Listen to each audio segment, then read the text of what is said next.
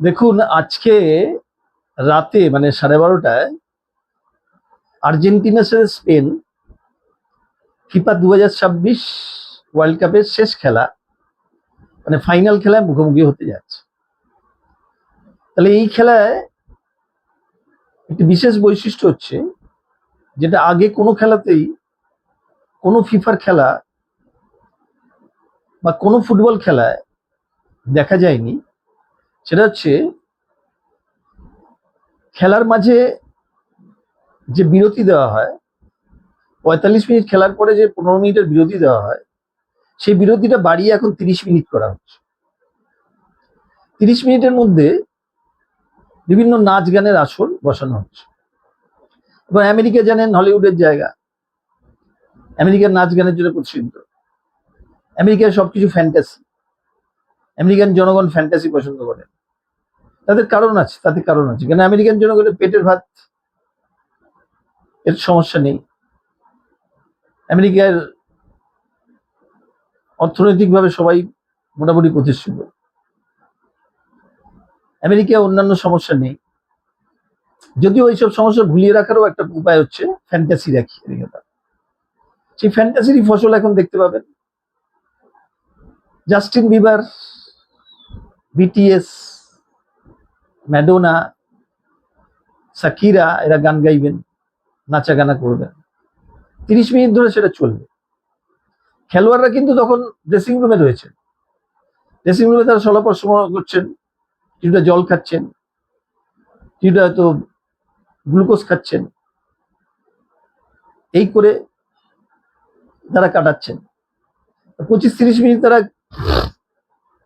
তারা কিন্তু জাস্টিন বিবারদের দেখবেন না, পুরো গ্যালারির দর্শকদের দেখানো হবে এবং যারা টিভির সামনে বসে থাকবেন তাদেরকে দেখানো হবে। কিন্তু তারা ফুটবল খেলা দেখতেই তারা মূলত গেছে, তারা কিন্তু এগুলো দেখতে যাননি। তাদের দেখানো হবে এগুলো উপরি পাওনা। এই উপরি পাওনা দেখানোর চলন শুরু করার কারণ, এর মধ্যে ব্যবসা জড়িত, পরিষ্কার ব্যবসা জড়িত। যেমন hydration break, English premier league, Bundesliga, UEFA championship বা ইতালিয়ান লিগ, কোনো খেলাতেই হাইড্রেশন ব্রেক ছিল না। হাইড্রেশন ব্রেকটা আমাদের পশ্চিমবঙ্গের আইএসএল, পশ্চিমবঙ্গ তথা ভারতে আইএসএল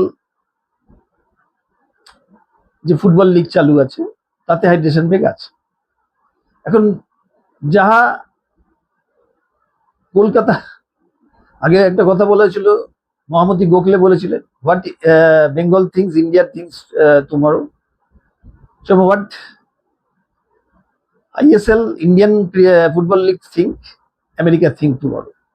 এর মধ্যে ব্যবসা জড়িত আছে। ওই ভাগ হাইড্রেশন ব্রেকের মাধ্যমে অ্যাডভার্টাইজমেন্ট দেখাবে,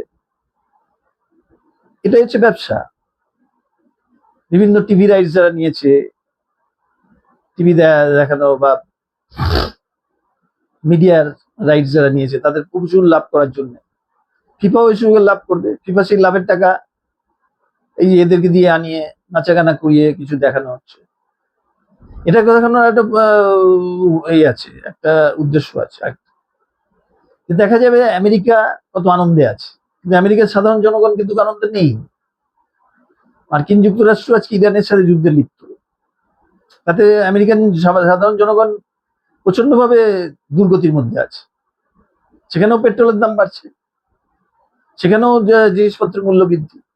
ভারতে যেরকম পেট্রোলের দাম বেড়েছে, পেট্রোল ডিজেলের দাম বেড়েছে, ওখানেও পেট্রোল ডিজেলের দাম বেড়েছে, ওখানেও মূল্য বৃদ্ধি, এখানে ভারতেও মূল্য বৃদ্ধি।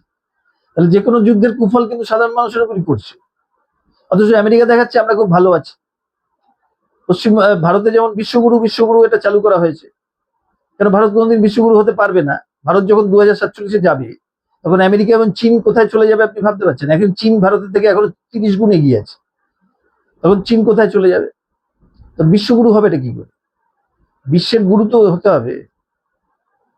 আমাদের এখানে সন্ন্যাসী আর গুরু এইসব বাবাদের দিয়ে বিশ্বগুরু দেখাবে, সেটা হয় সম্ভব? সে বাবারাও তো অসুখ হলে তো ওষুধ খায়, সে ওষুধের ইনগ্রেডিয়েন্টস চীন থেকে আছে।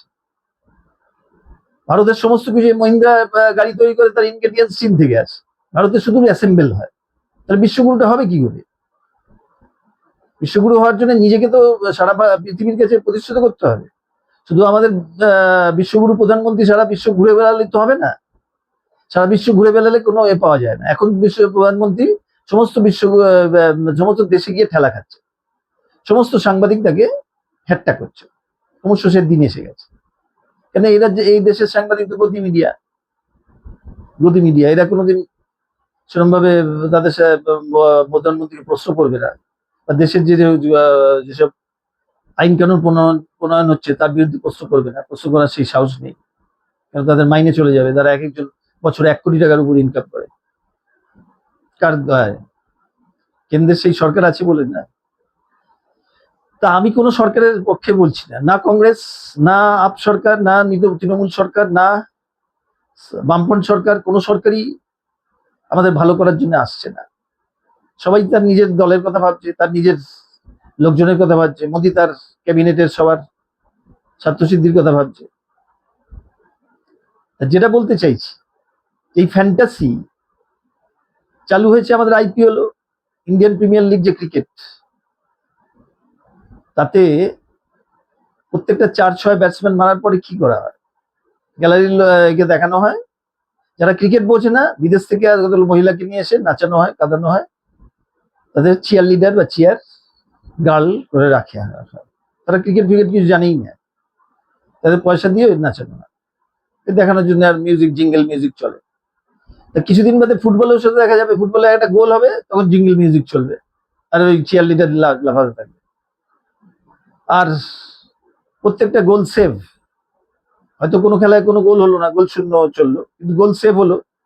এত শিওর গোল যেগুলো হতে যাচ্ছে, সেগুলো সেভ করলো গোলকিপার, তখন চিয়ার লিডাররা লাফাতে শুরু, জিঙ্গেল ভেরিয়েশন। এটাই আর সামনের দিনের ভবিষ্যৎ, এটাই দেখা যাবে।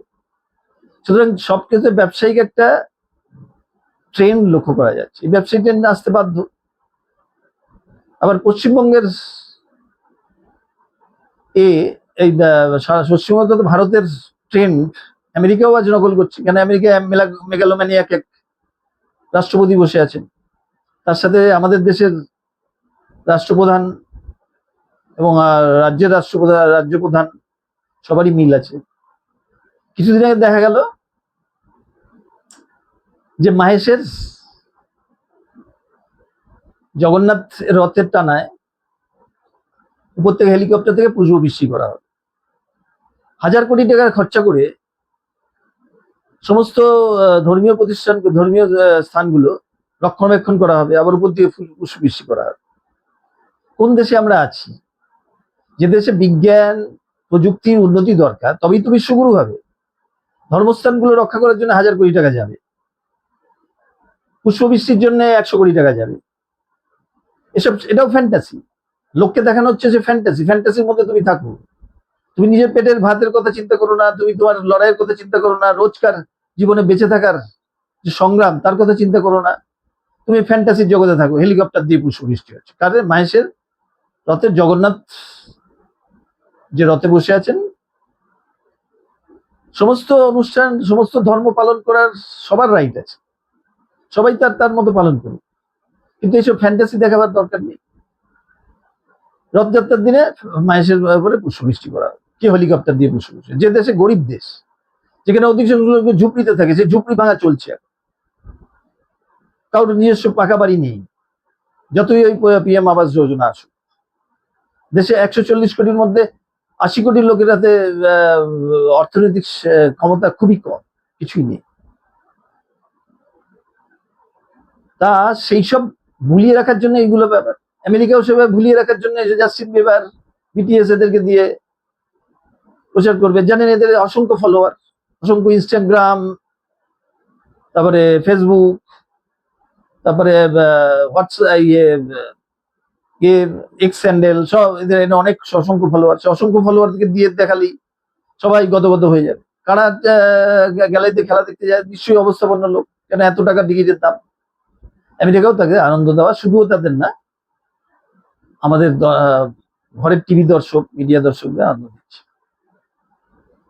কিন্তু আশ্চর্য সেই যে হেলিকপ্টার দিয়ে পশুবৃষ্টি করা হচ্ছে, আপনি ভেবে দেখুন আজকে Spain, France, England, Belgium, Germany সব জায়গায় প্রচন্ড গরমে জীবন অতিষ্ঠ হয়ে যাচ্ছে। ফ্রান্সে অলরেডি 1000 জনের উপর লোক মারা গেছে। ফ্রান্সের জঙ্গলে, বেলজিয়ামের জঙ্গলে, জার্মানির জঙ্গলে, ইংল্যান্ডের জঙ্গলে আগুন লেগেছে, দাবানল লেগেছে, দাবানল ফরেস্ট ফায়ার যাকে বলে। সেই ফরেস্ট ফায়ার বন্ধ করার জন্য জল দিয়ে, ওরা বড় লোক দেশ, ওরা জল দিয়ে কিন্তু ওরা হেলিকপ্টার দিয়ে পুষ্পবৃষ্টি করছে না, হেলিকপ্টার দিয়ে জল বৃষ্টি করছে। কি করছে? যাতে আগুনটাকে বন্ধ করা যায়। আর আমরা পুষ্পবৃষ্টি করছি যেন আমাদের আগুন জ্বালানো, আমাদের আগুন জ্বালানোর জন্য আরেকজনকে, আরেকটা জাতি, আরেকটা ধর্মীয় যারা ধর্মাবলম্বী তাদের মধ্যে আগুন জ্বালানোর জন্য, তাদের মধ্যে রেশারেশি আনার জন্য, তাদের মধ্যে হিংসা তৈরি করে। এই ফ্যান্টাসি কি দরকার? এটা কি আমাদের কালচার? আমেরিকায় এসব কালচার চলে। আমেরিকার ম্যানিয়াক আমাদের দেশের ফলো করতে পারে, কিন্তু আমরা তাকে ফলো করবো কেন? আমরা আমাদের মতো থাকতে পারবো না? আমরা 140 কোটি জনগণের কোনো নেই, আমরা তার কথা শুনবো কেন? তার কাছে আত্মসমর্পণ করবো কেন?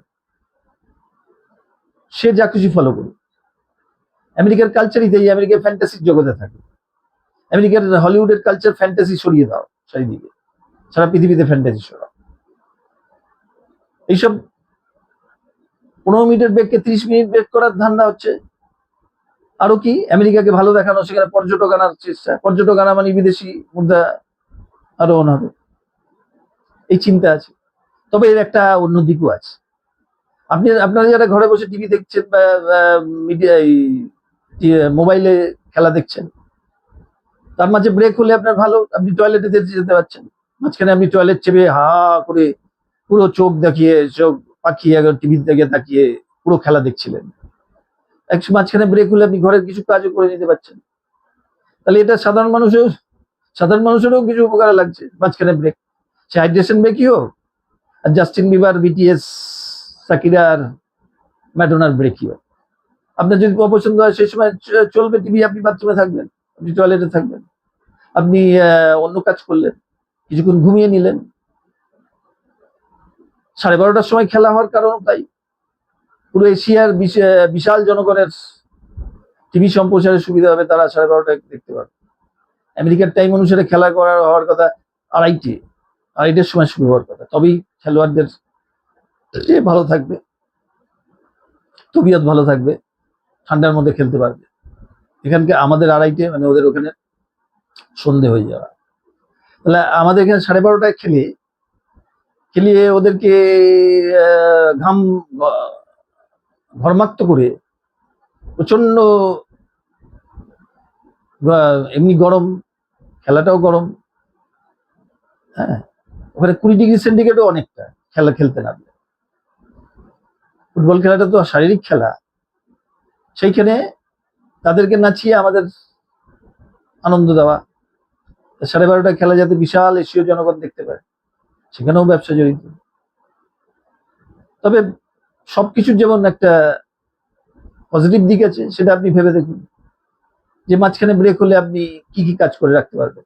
8 ঘন্টার ব্রেকে আপনার জাস্টিন বিবার দেখবেন না, তখন একটু স্লাইড ন্যাপ নিয়ে নেবেন, তারপরের 45 মিনিট দেখতে পারেন, বা টয়লেটে যাবেন।